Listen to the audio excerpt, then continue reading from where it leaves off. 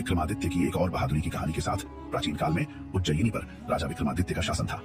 राज्य के एक सुदूर गांव में एक विशाल और खूंखार अजगर ने आतंक मचा दिया। विक्रमादित्य ने इस चुनौती को स्वीकार कर अपनी प्रजा की रक्षा के लिए एक बार फिर से अपने साहस का परिचय दिया। राज्य के दक्षिणी हिस्से के एक घने जंगल से सटे गांव में अचानक एक विशाल अजगर का प्रकोप शुरू हो गया।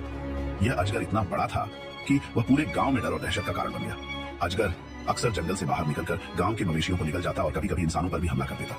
गांव वाले रात दिन भय के साए में जी रहे थे। उन्होंने अपने घरों से बाहर निकलना बंद कर दिया और खेती बाड़ी छोड़ दी। गांव का मुखिया और कुछ ग्रामीण उज्जयिनी के दरबार पहुंचे और राजा विक्रमादित्य से मदद की गुहार लगाई। मुखिया ने कहा, महाराज, हमारे गांव पर एक विशाल अजगर ने कब्जा कर लिया है। वह हमारे मवेशियों को निगल जाता है और हमारी जान को भी खतरा है। कृपया हमारी रक्षा करें। राजा विक्रमादित्य ने मुखिया की बात ध्यान से सुनी और तुरंत इस समस्या को हल करने का निश्चय किया। उन्होंने अपने दरबारियों और सैनिकों से पूछा कि कौन इस खतरनाक अजगर से लड़ने के लिए तैयार है, लेकिन अजगर की भयावहता के किस्से सुनकर कोई भी व्यक्ति आगे नहीं आया। तब विक्रमादित्य ने खुद इस कार्य को अंजाम देने का निर्णय लिया। उन्होंने कहा, एक राजा का सबसे बड़ा धर्म अपनी प्रजा की रक्षा करना है।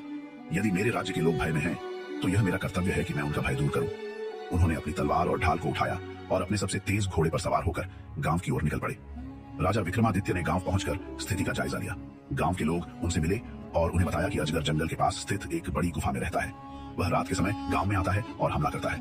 विक्रमादित्य ने ग्रामीणों को सांत्वना दी और कहा, डरो मत, मैं इस समस्या का अंत करूंगा। यह